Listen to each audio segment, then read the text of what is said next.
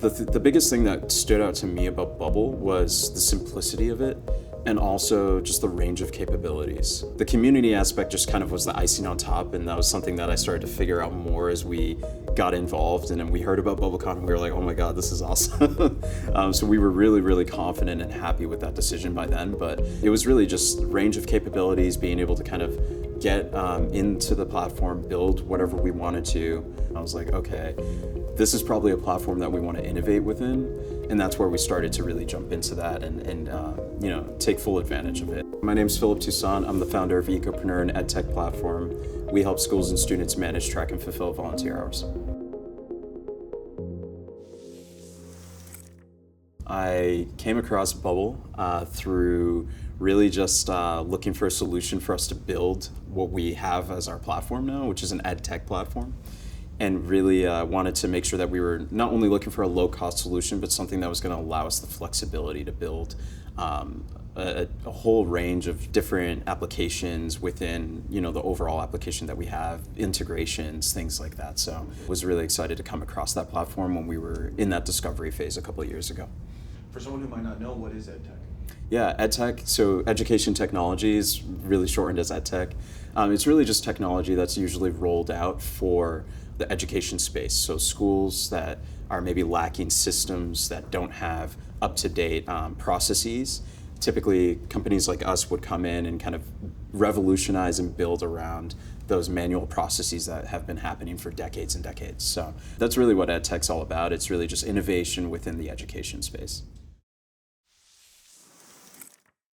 Sure, yeah. So I'm the founder of Ecopreneur. We're a volunteer platform. We help schools and students manage, track, and fulfill volunteer hours. The coolest thing about that was we came across that through a bunch of different pivots. We started off completely different. We were a media company when we started, and we were in environmental sustainability, video content, and that's where kind of my media background comes from. But then when pandemic hit, we ended up pivoting a couple of times and listening to our audience. The biggest thing that they were asking about was, how can we build a platform that was oriented around action rather than just another educational outlet? And that's where we got into going down the path of EdTech. We weren't EdTech yet. We were thinking about different areas of the market, such as working with brands in volunteerism, working with nonprofits, but then ultimately we found deeper solutions around that, and seeing that the biggest problem was within education itself. Administrators having to waste a lot of time and money trying to track community service that students were doing, and we knew that was our market, and that's how we ended up getting into that. Yeah. Did you start looking for a no-code tool right then and there? Pretty much, yeah. So we were already familiar at that point with Bubble.io. It was more so finding the team, and that's where the community aspect really came into play when it came to Bubble.io.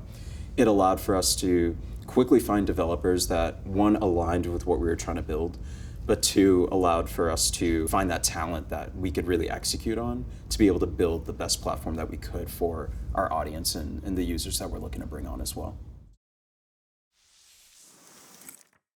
We came across a couple of other competitors, of course, that were in the low-code, no-code kind of space. The biggest thing that stood out to me about Bubble was the simplicity of it, and also just the range of capabilities. The community aspect just kind of was the icing on top, and that was something that I started to figure out more as we got involved, and then we heard about BubbleCon and we were like, oh my god, this is awesome. So we were really confident and happy with that decision by then, but it was really just range of capabilities, being able to kind of get into the platform, build whatever we wanted to. What intrigued me was past tutorials that I came across. So like, build your clone of Tinder, or build your clone of Facebook. Like, I thought that was really cool, and I was like, okay, this is probably a platform that we want to innovate within. And that's where we started to really jump into that and take full advantage of it. And from there, we were able to then get the right developers to come into place. We have two amazing developers from Lithuania who are part of the top 1% bubblers in the community, and they helped us build our platform. So that's been really exciting to work with them and get their experience and knowledge on the team too. I would say the efficiency, just being able to roll out in such a quick manner. I recently had a call with one of our advisors, with my co-founder, and a few other team members as well. And one of the biggest things that he had mentioned that was shocking to him was how fast we were able to roll out our MVP. We just launched about a month ago, so we're really excited with what we've built over the past year. We were able to do that so quickly, and he was shocked because he was saying, oh, he thought it was going to take at least like 2 years for us to finally get to a point where we were going to have this fully built out and ready to go into the market. We were able to do that within 4 to 6 months. So it really just cut that time tremendously. And the reason why it took us up 2 years, because we were doing a lot of market research, trying to understand the problems in the market before we actually built and designed. But that was the biggest thing for us. It was making sure that we understood that. But then once we got into development phase, it was pretty seamless and really quick. So it was really exciting. A lot. It's a whole laundry list of things. But if I could sum it up, it's when it comes to building and a tech platform in general, there's this kind of myth that you're going to raise money so quickly and you're going to be able to get all this hype around you and you're going to have all this money flowing in. It's not true at all, especially for the ones that really want to build value, the founders that really want to build a valuable platform. You're going to have to know that it's going to take sacrifice, it's going to take time, it's going to take a lot of iteration, a lot of pivoting, a lot of trying to figure out what your market truly values and wants. And then from there, you have to kind of meet them halfway by just starting and building. And that's going to maybe take some money out of your pocket. It's going to take, time that you put in that you otherwise, wouldn't have to. But that's just part of the game, and that's the sacrifice that you take as you're growing and as you're building and as you're really just listening to your audience, is understanding that, it's a patient game, but it's also kind of doing the things that essentially don't scale, but then that's going to allow you to scale just doing those actions. So it's a long game. It's not a quick turnaround of money. Yeah, so when it comes to even just like things like messaging and figuring that out as far as like our platform specifically, one example that I point to is last year when I joined the first BubbleCon. It was really cool because there was a conversation I had with I think one of your members, Carly, and she had mentioned they were trying to run surveys and things like that after the event to try to understand like what's the messaging that Bubble needs to orient themselves around and what resonates the most with the community. And I love that. Like we jumped on a Zoom call and did the whole 9 yards. That inspired us to figure those things out as well on our end. So for Ecopreneur, we are in the process of trying to figure out our messaging as we speak, because we just launched our MVP. We're doing sales right now. So that inspiration from last year when I had that conversation with her, we ended up now taking that into account and building our own version of that. And now we're just trying to really understand our market, our messaging, what we're looking to bring as value propositions to our audience. And then being able to then, build off that, really kind of hit that home all the way with them, and allowing for us to then kind of generate sales as we go too. So that's kind of like a big example I pick up from there, yeah.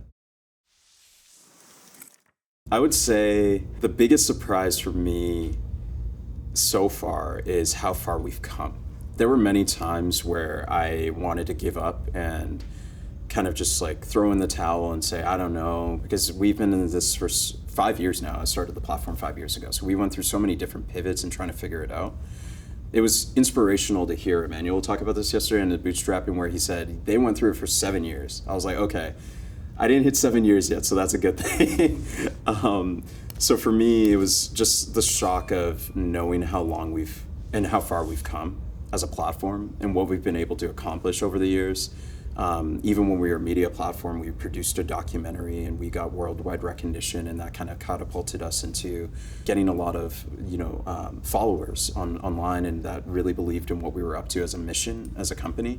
The biggest thing I would say is for us, being able to build what we've done with the team specifically and the culture that we've been able to integrate into our startup, that has always resonated with the rest of the team, and that's something that we want to keep at the forefront. So I think with the length of the company so far, as well as the culture that we've been building in, that's what's been keeping us going, is the inspiration behind the mission, the cause, everything that we're looking to do and incorporate as far as what we're looking to accomplish 10 years, 20 years down the road.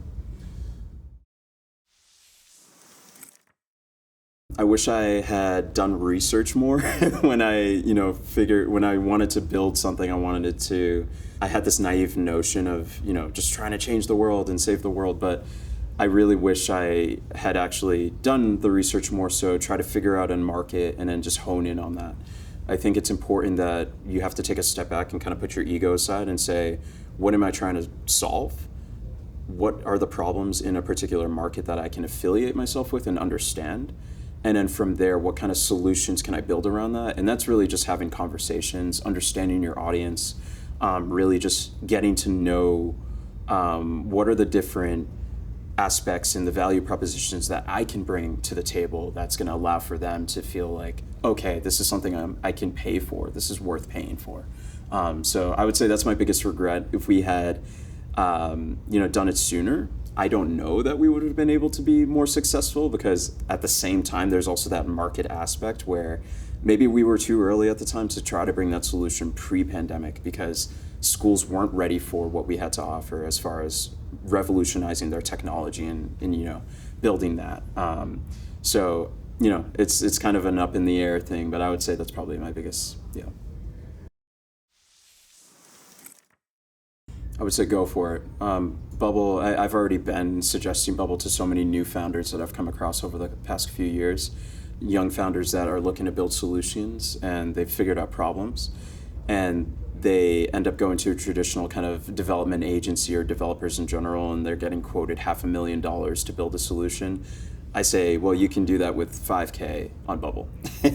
And it's really as simple as that. I always kind of suggest that because, one, you want to build an MVP that's going to be lean, mean, and really just hit the ground running. So to do that, Bubble offers that solution to iterate quickly, build something quickly, and then be able to even scale as you grow and as you go.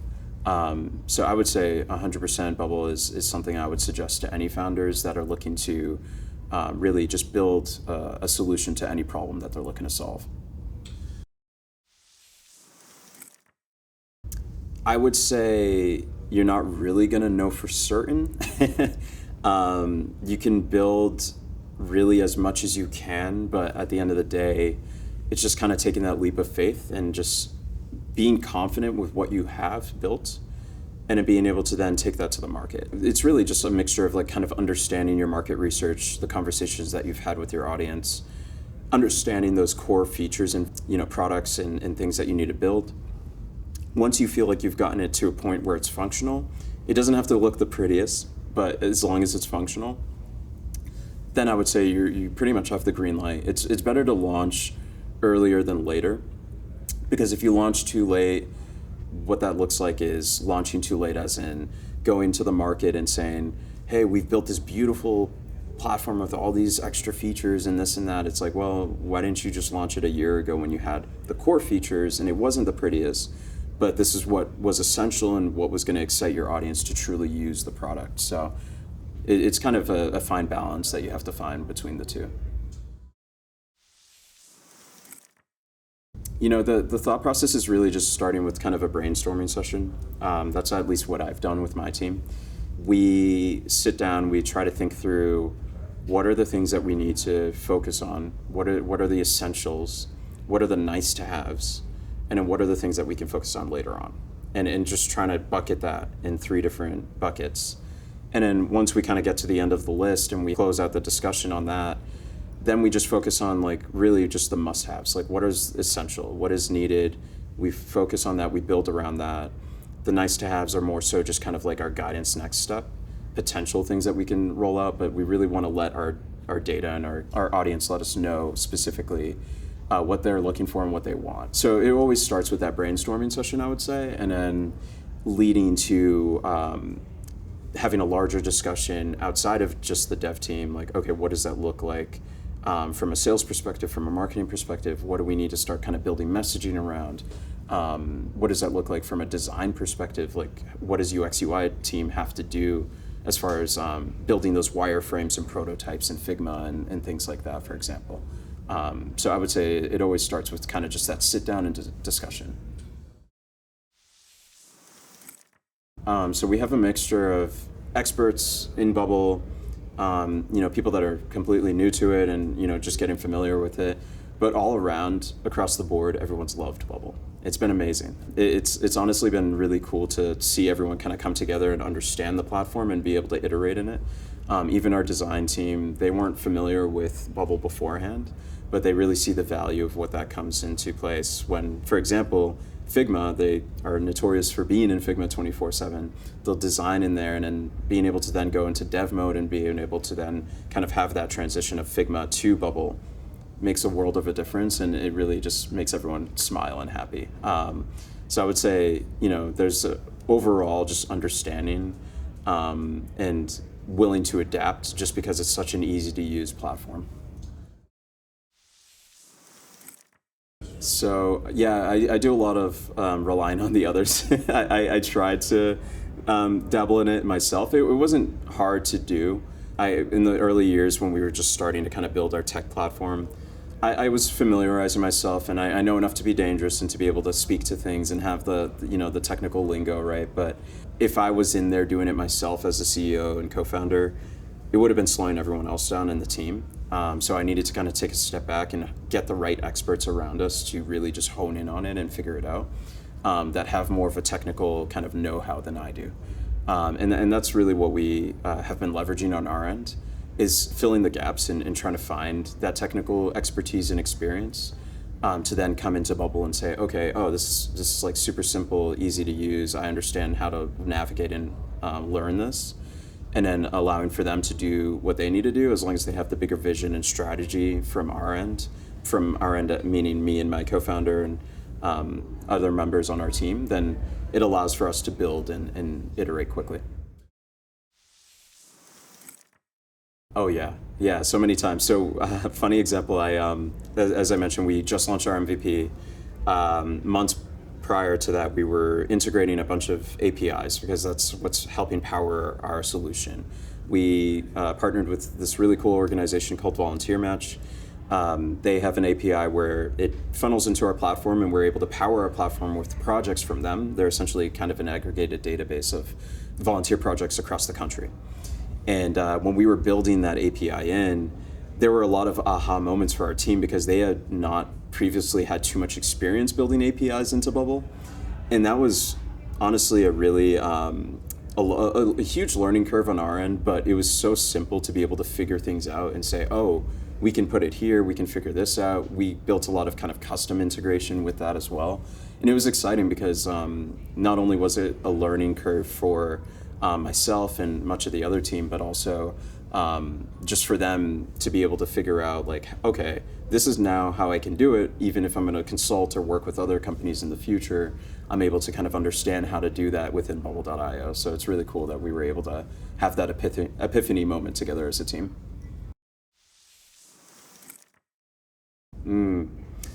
I would say NoCode really is a simplified version of being able to build any technical solution that you're looking to build, in a nutshell.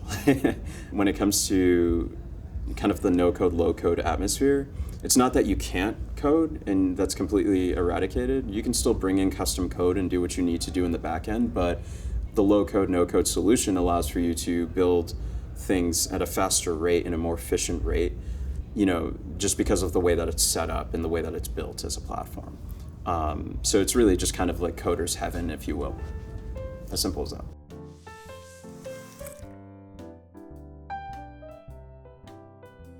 Coming from New Jersey.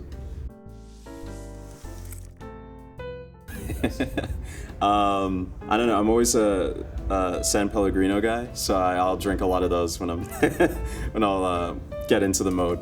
Nice. Ooh. Well, now I have to say the native app feature. That looks so badass. Yeah, it was cool. Yeah. Ooh. Biggest thing in my career so far, and I've heard from time and time again from founders, mentors, advisors, don't give up.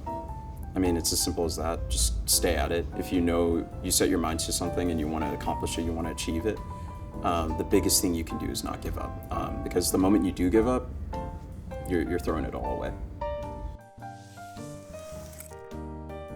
thousands at this point. They've done a lot of work. If I had to describe Bubble in one word, it would be innovation.